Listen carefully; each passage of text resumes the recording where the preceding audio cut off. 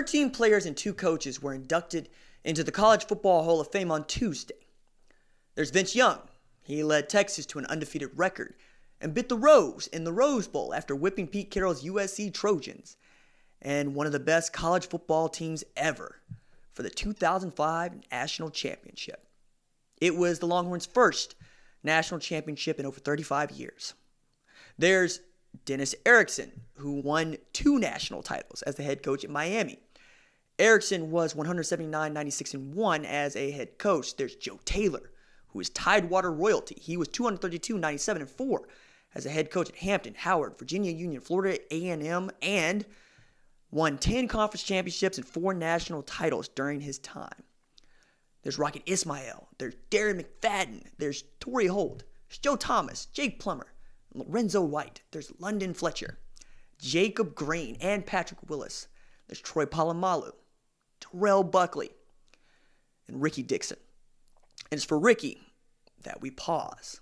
It's for Rickey that we talk about legacy. I was just a wink in my daddy's eye and a knowing smile in my mama's face when, Rickey Dixon was balling across these plains. But I know the stories. I know that only Oklahoma and Houston wanted him. He was 5'11", which is just tall enough for folks to dismiss your height altogether.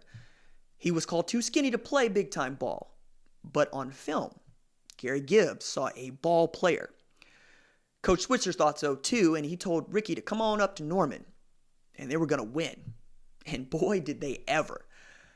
Like the seniors on this 2019 Oklahoma team, Rickey didn't know what it was not to win the conference championship. And he knew nothing but starting, because that's what he did as a true freshman. Boomers and Gen Xers will know it was the Big 8 back then.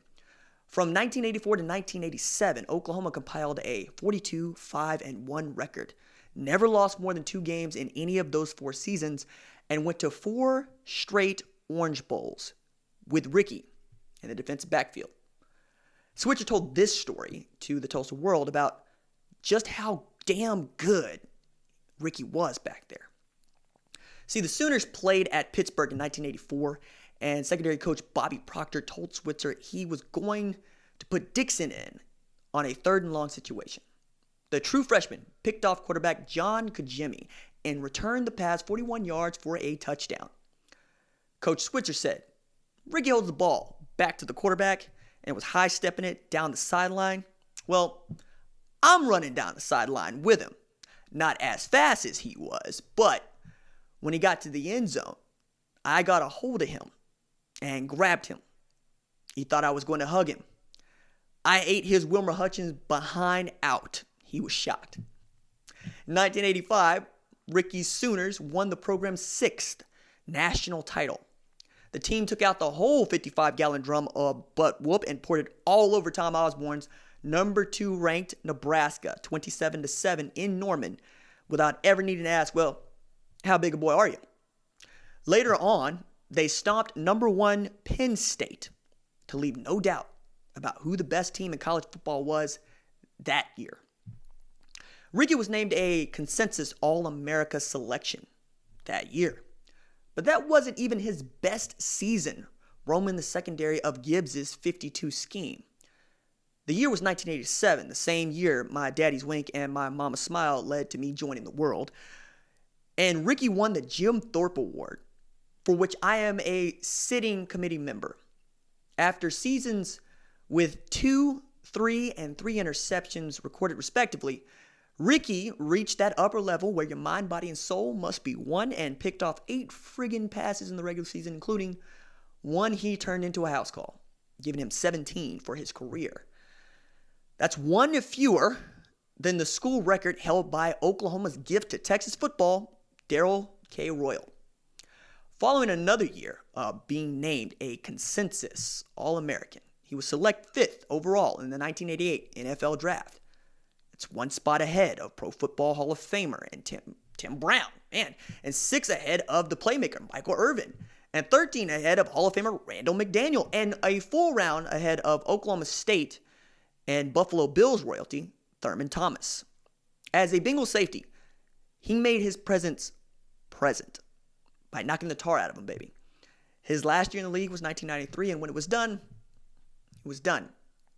And all we had left were the memories many of you hold and the stories you tell the kids, like me. 20 years later, Rickey was diagnosed with ALS. At 52, doctors told him he'd have just 5 years left here with us.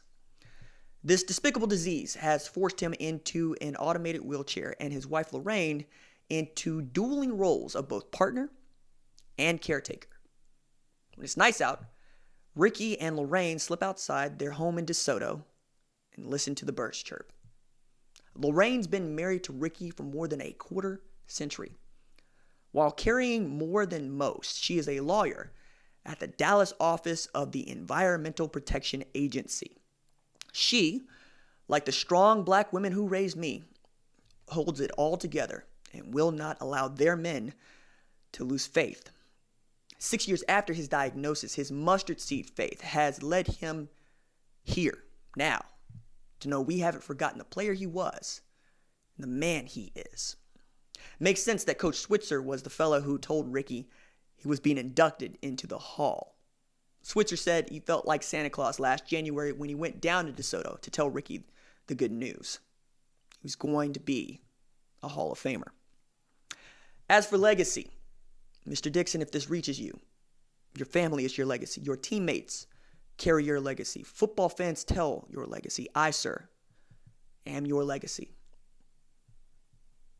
We will not forget